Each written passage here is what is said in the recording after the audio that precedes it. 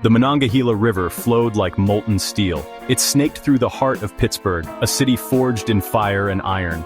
The air hummed with industry. Smoke billowed from towering smokestacks. The clang of machinery echoed through the valleys. This was a city of grit and determination. The Monongahela was its lifeblood. It carried barges laden with coal and steel. It whispered tales of a bygone era. The river held a siren's call for the young men who grew up in its shadow. My cousin, let's call him Joe, was one of them. He was a daredevil, always pushing the limits. His best friend Eddie was his usual accomplice. Eddie was cautious, but Joe's infectious energy often pulled him in. One sweltering summer afternoon, they found themselves on the banks of the Monongahela. A coal barge, black as night, lumbered upriver. "Bet you won't swim for it," Joe challenged, his eyes gleaming with mischief. It was a reckless dare, even dangerous. The river was known for its strong currents and murky depths. Eddie hesitated.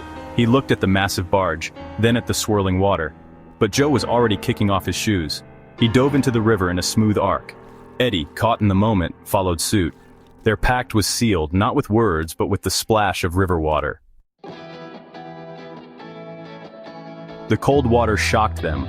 The current was stronger than they anticipated. They struggled to stay afloat, their limbs heavy with the effort. Joe, however, seemed unfazed. He surged forward, his eyes fixed on the receding barge. Eddie, on the other hand, was panicking. He choked on a mouthful of river water. Fear tightened its grip. In that moment, Eddie made a choice. He turned back, battling his way to the shore. He watched as Joe, his friend, his brother in arms, continued his pursuit of the impossible. Joe reached the barge, his chest heaving. He grabbed onto a rusted ladder, hauling himself up. The workers on deck, alerted by the commotion, looked down in disbelief. Joe, dripping wet and grinning, had conquered the Monongahela. News of his feat spread like wildfire. Joe became a legend. He was the embodiment of Pittsburgh's spirit, tough, relentless, and a little bit crazy.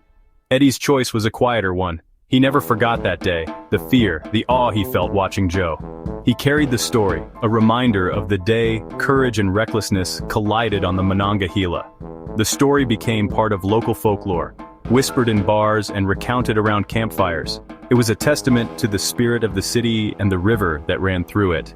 The Monongahela, forever a witness to the audacity of youth and the enduring power of local legends.